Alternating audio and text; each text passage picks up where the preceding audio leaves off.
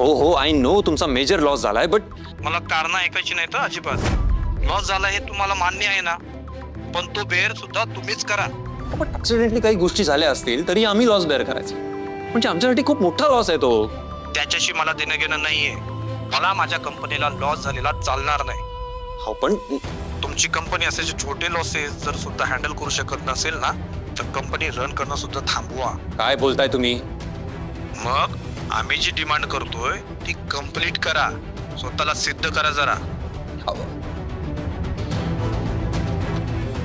मला सिद्ध करायला सांगतोय. हा कोण आहे?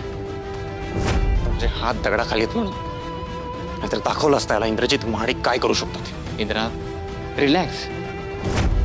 आय नो तुझ्यावरती सॉलिड प्रेशर आहे, बट ही अशी चिडचिड करून काय होणार आहे? Be patient. हे बघ, आय नो तू सगळं नीट करशील. खोटे होप्स देऊ नकोस मला, काही होत नाही त्याने.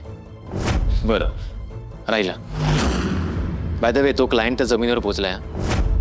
त्याला ती जमीन आवडली, सो आपल्यावर विश्वास ठेवून कागदपत्र तयार न करता त्याने पैसे ट्रान्सफर केलेत. पुढच्या काही अर्ध्या तासात पैसे येतील अकाउंटला. That's great. मग तू पेपर कधी बनवायला घेतोस? ते आपण नंतर बघू, आधी आपण त्या क्लायंटला हँडल करू. ओके. हे बघ, पैसे ट्रान्सफर झाले आपल्या अकाउंटला की लगेच मला अपडेट कर.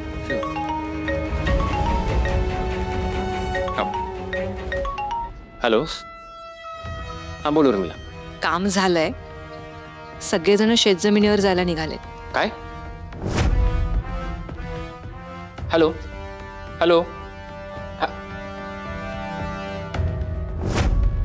जयसिंगराव महाडिक शेतावरचं चित्र बघून तुमचा पुन्हा बीपी शूट होईल की अटॅक येईल? एक प्रॉब्लेम झालाय. आता काय झालं? जी जमीन आपण विकली आहे तो क्लायंट तिथे पोहोचलाय आणि आबा सगळ्यांना घेऊन जेवायला तिथे गेलेत. काय? नाही नाही विक्रांत, आबा आणि त्या क्लायंटची भेट झाली तर खूप मोठा घोळ होईल. I know. सगळे प्रॉब्लेम्स एकत्रच यायला हवे होते का? आबांना हे कळालं तर ते वाद घालतील माझ्याशी. नाही ते काही नाही. तू आबांना फोन कर आताच्या आता आणि त्यांना तिथे जाण्यापासून थांबव पटकन. हो तू पॅनिक नकोस, मी फोन करतो.